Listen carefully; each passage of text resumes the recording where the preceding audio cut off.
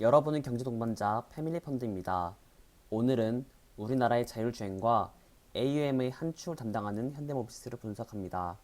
시청하시기 전에 구독, 좋아요, 알림 설정까지 부탁드립니다. 챕터 1. 모빌리티 시장을 알아보자. AP통신은 자동차 데이터 추적 사이트인 블랙북의 자료를 인용해서 중고차 가격이 전년 대비 무려 30%나 상승했다고 밝혔습니다.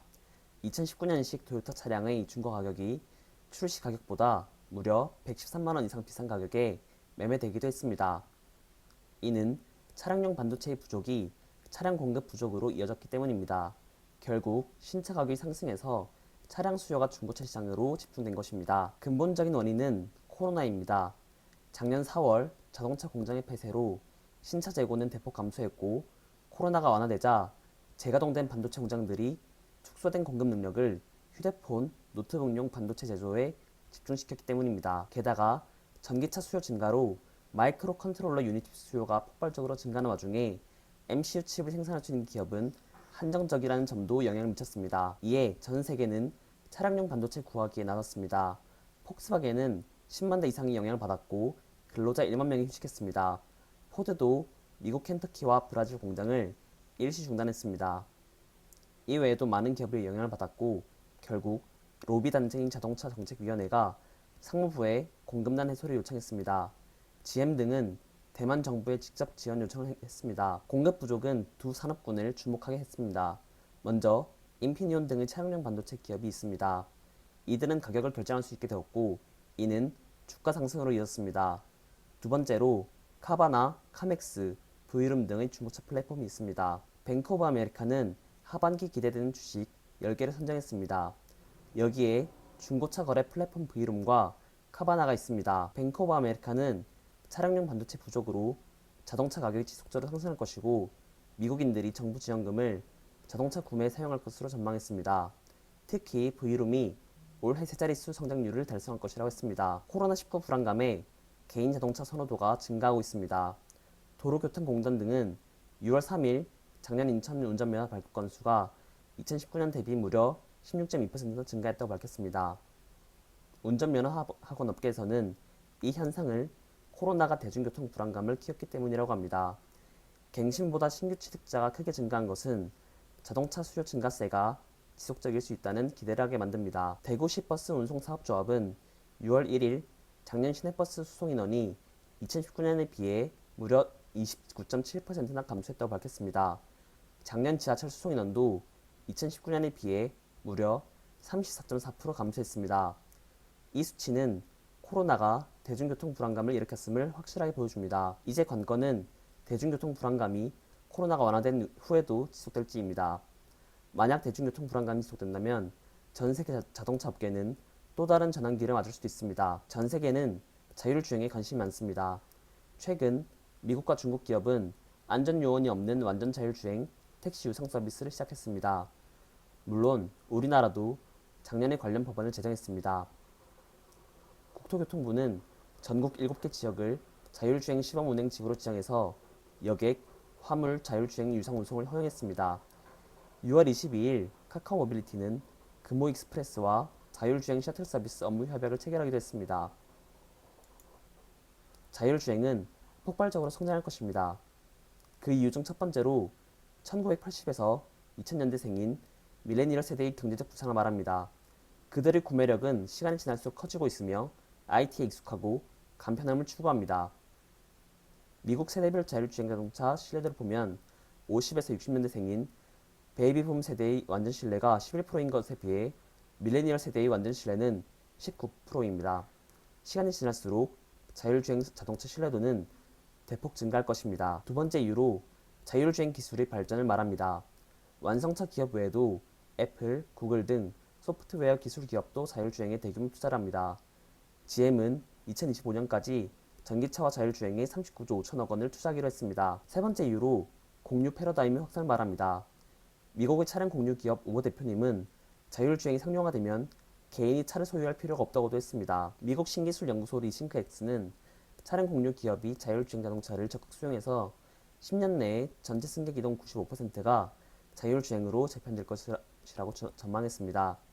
이렇게 되면 베이비붐 세대도 어쩔 수 없이 자율주행을 이용하게 될 것입니다. 마지막 이유로 글로벌 환경 규제를 말합니다. 2015년 UN 파리 협정과 2019년 EU 규제 등 전 세계적으로 이산화탄소 배출량 감축이 중요했습니다. 탄소 배출권 가격이 최근 18개월 동안 무려 2배나 폭등한 것을 보면 글로벌 환경 규제의 강도를 알 수 있습니다. 지난달 G7 회의에서는 2050년 탄소 제로 목표 달성을 결의했습니다. 시청자분들은 UAM을 아시나요? UAM은 도심 항공 모빌리티인데 조용하고 사람이 탈 수 있는 큰 드론이라고 생각하면 쉽습니다. 이 UAM 시장이 폭발적으로 성장해서 2040년에는 전 세계 시장 규모가 731조 원으로 성장할 것이라고 합니다. 특히 모건 스탠리는 2040년 UAM 시장 규모를 약 1674조 원으로 전망했습니다. 국내 시장도 13조 원 규모가 될 것이고 16만 개의 일자리와 23조 원의 생산 유발 효과, 11조 원의 부가가치 창출이 기대됩니다. 물론 여기에 현대차도 뛰어들었습니다. UAM 선도 국가가 되려면 정부 지원이 절대적으로 필요합니다. 지금은 국내 기체 인증 시스템이 없어 실제 비행을 하지 못하고 국내 기업도 미국과 유럽에서 실증 사업을 준비하고 있다고 합니다. 게다가 드론 운용에 제재를 가하는 공약 규제는 사업 속도를 늦춥니다. 국토교통부는 이를 해결하기 위해 한국형 도심항공교통 로드맵을 구축했습니다. 이에 따르면 2025년부터 UAM을 국내 도입하고 2035년까지는 무인안전 자율주행 UAM을 운영할 것이라고 합니다.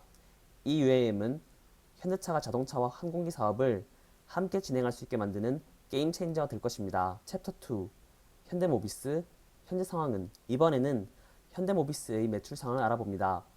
현대모비스는 1년에 무려 약 36조 6,265억 원이라는 매출을 기록했습니다. 우선 모듈 제조 분야에서 17조 9,953억 원을 매출로 기록했습니다.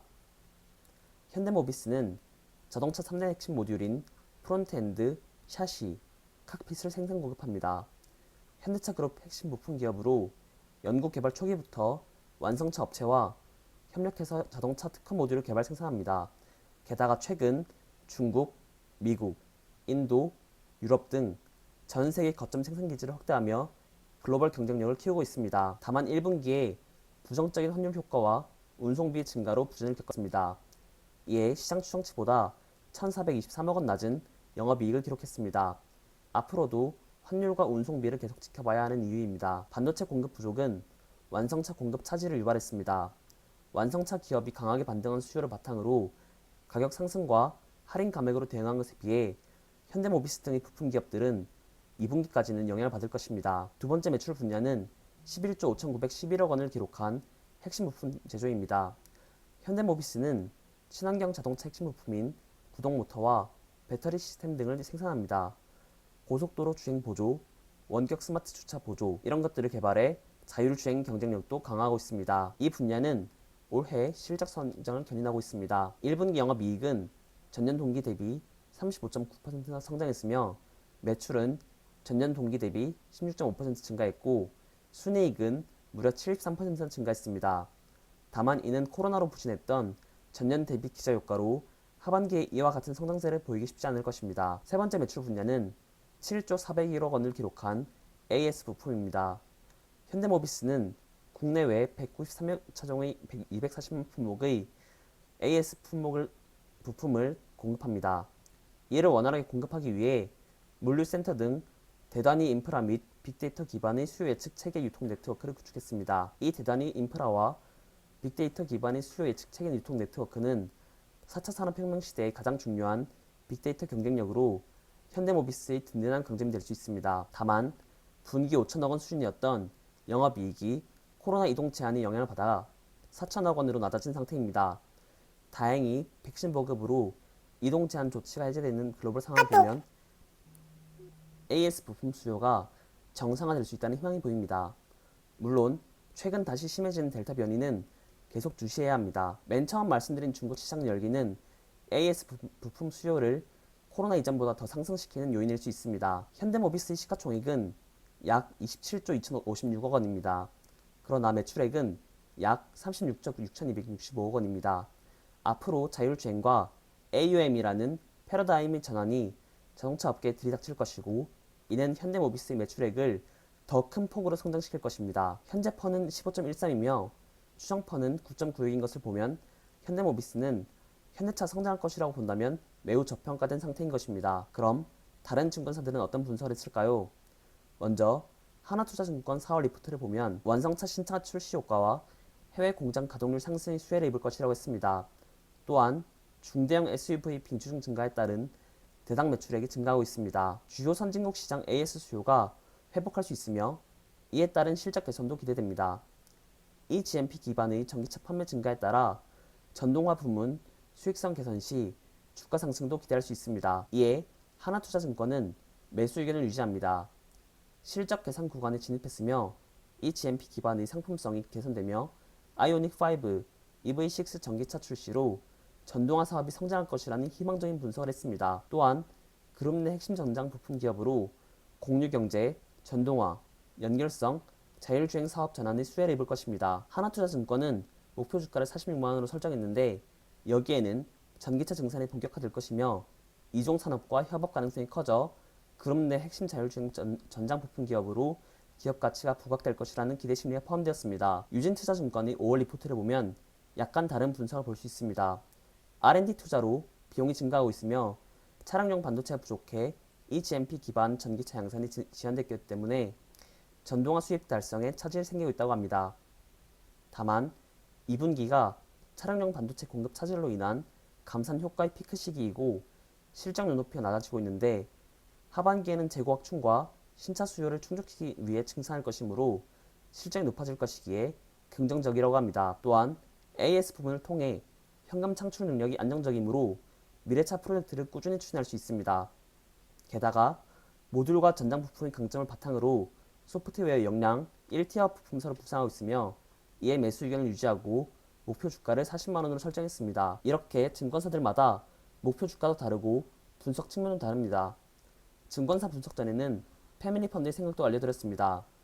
다만 앞으로 미래차가 계속 주목받을 것이고 이에 현대모비스는 수혜를 받을 것이기에 지금은 저평가 국면이라고 할 수 있습니다. 이번 영상에서는 글로벌 자동차 시장과 현대모비스 매출 분야와 상황, 두 증권사와 저희 현대모비스에 대한 관점을 알려드렸습니다. 다음 영상에서는 현대모비스가 개발하고 있는 신기술들과 투자 리스크와 긍정적인 부분을 함께 알려드리려 합니다. 이번 영상이 좋았다면 다음 영상도 놓치지 않기 위해 구독, 좋아요, 알림 설정까지 부탁드립니다.